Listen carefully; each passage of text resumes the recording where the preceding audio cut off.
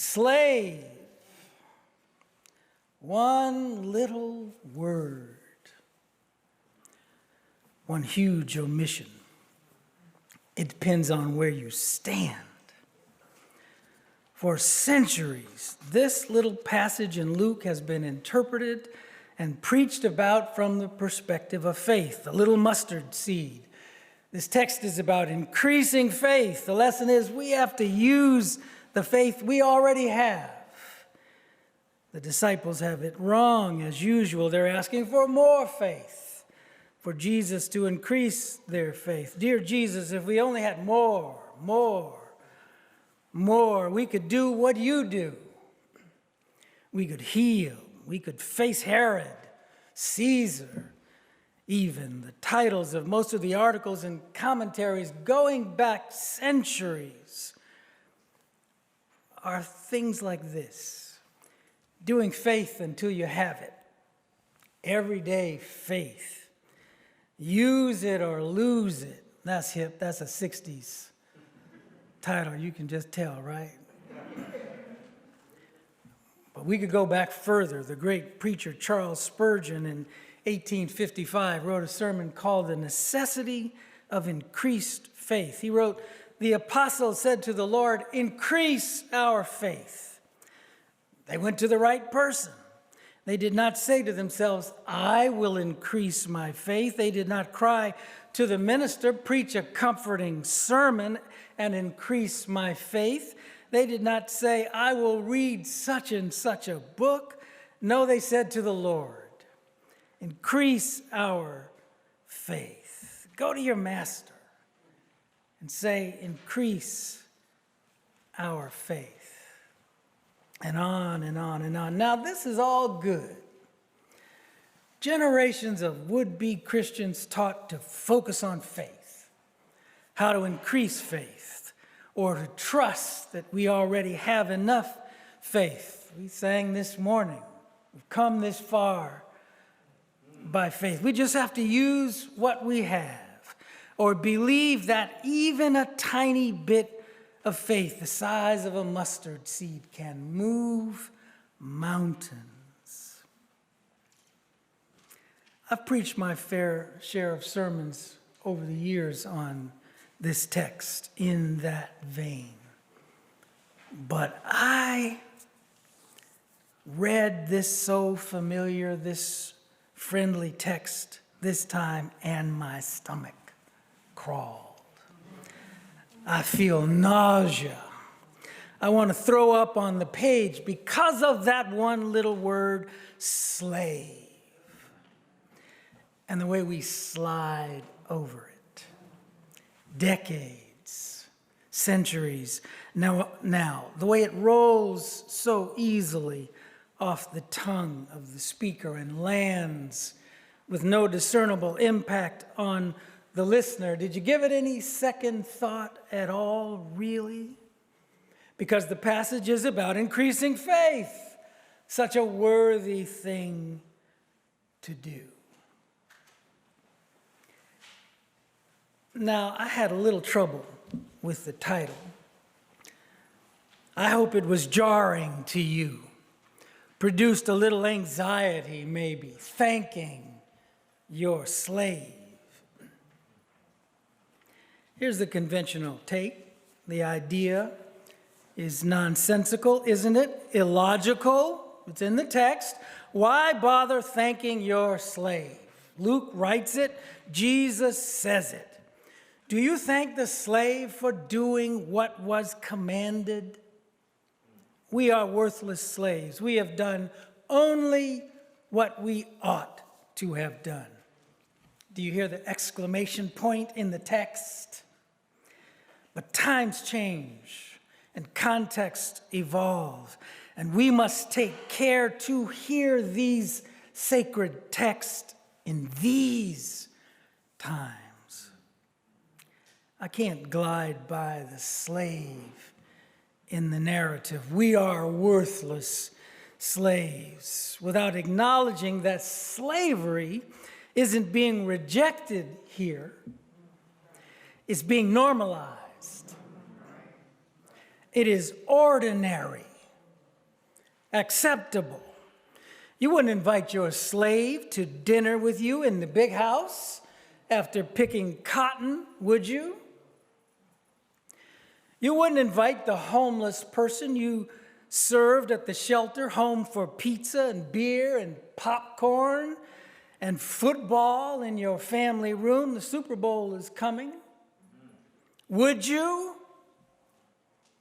You might send money to help defend immigrant families separated from one another and detained in subhuman conditions, but you wouldn't visit them or try to take them home with you, would you? It's worse than illogical. The underlying assumption is oppressive and repulsive, indicative of our continuing failure, slave, to deal with race in our church, in our culture, in our society, in our world. I want to preach faith. We must have faith. We must increase faith, use faith, share faith, and we can't ignore or normalize injustice while shimmering with faith. The glow will fade in dim light cast by a pastel faith.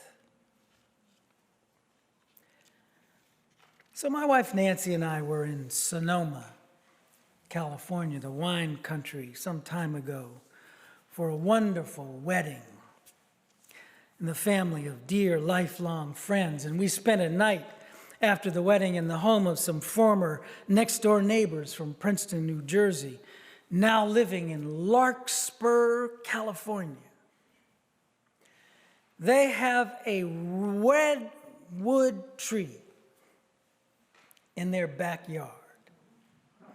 A redwood tree.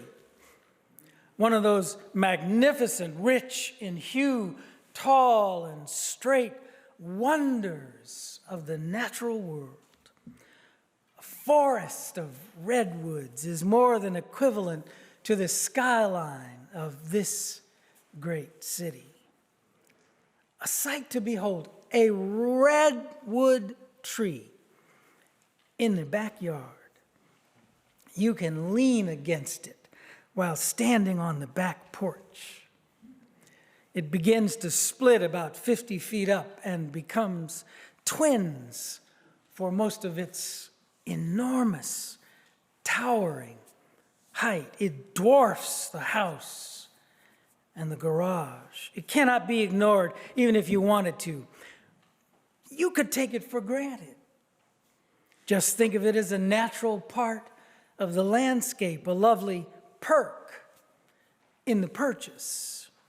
I can hear the listing.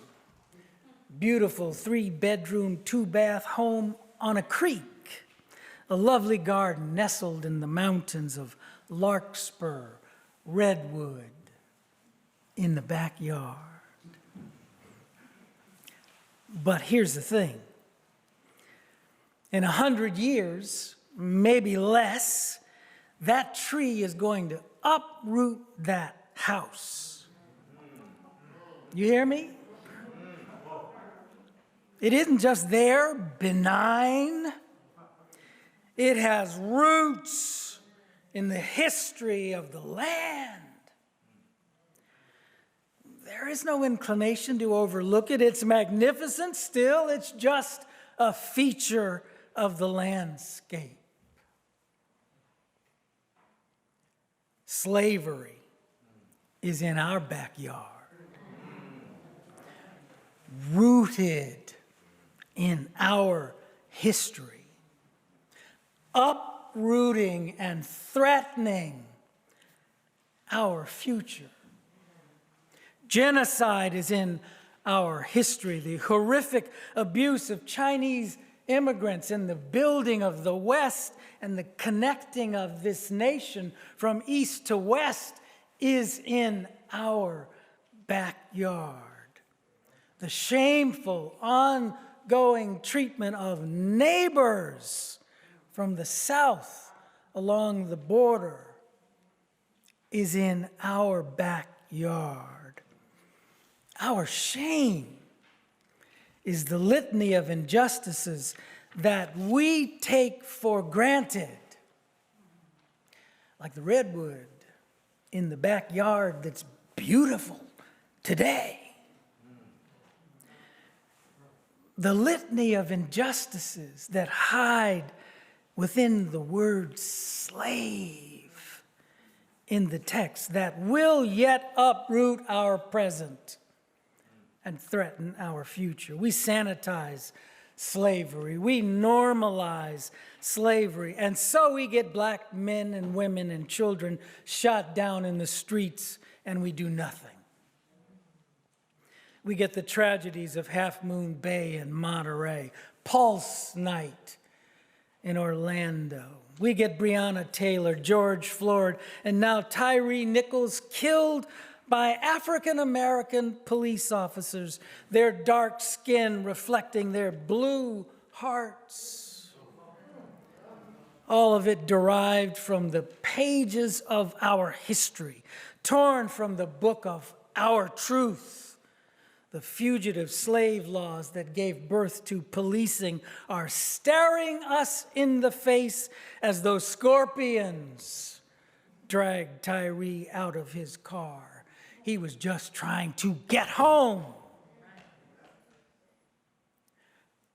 Aren't we all?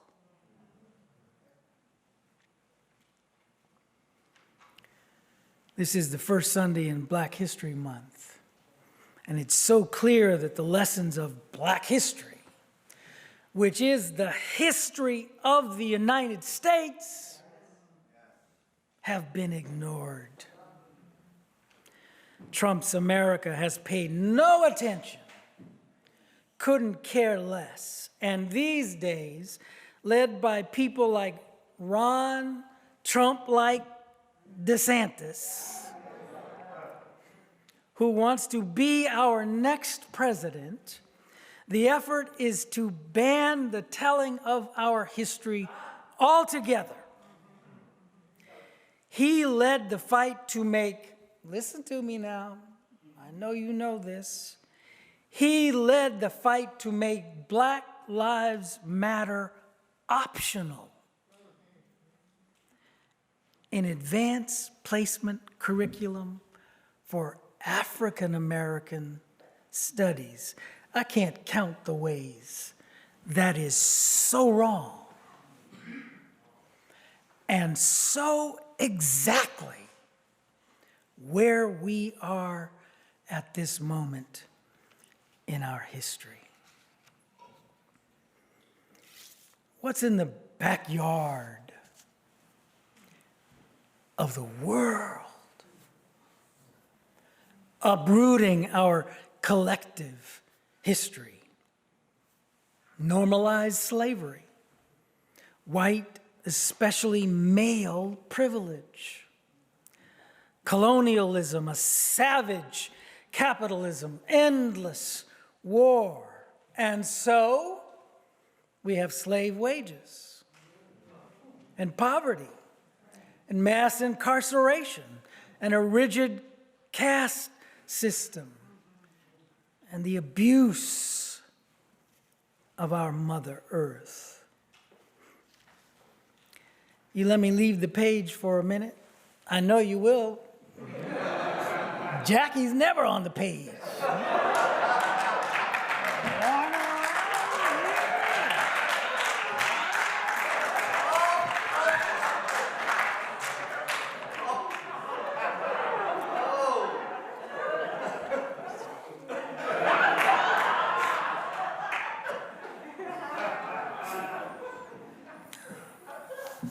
So I'm going to leave the page here and just end with this.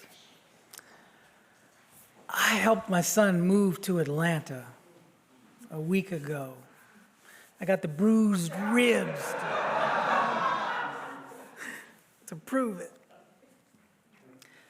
And I learned then And I beg you to read in the opinion section of the New York Times today an article by Richard Powers, who wrote that wonderful book. I forget the name of it now. Overworld, Underworld, about the trees. Say the name. Overstory. Thank you.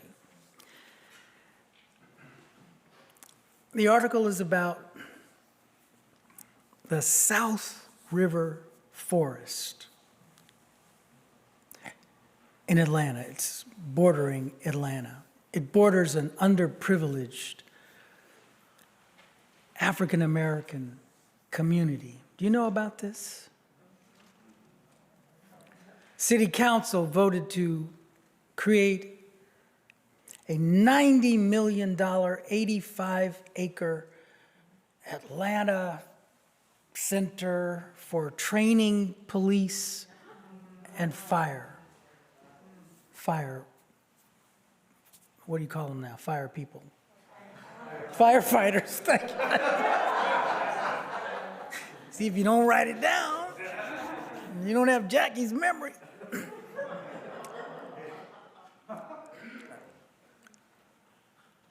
So there's a lot more to this, right? This land 200 years ago was stolen from the Muskogee native population.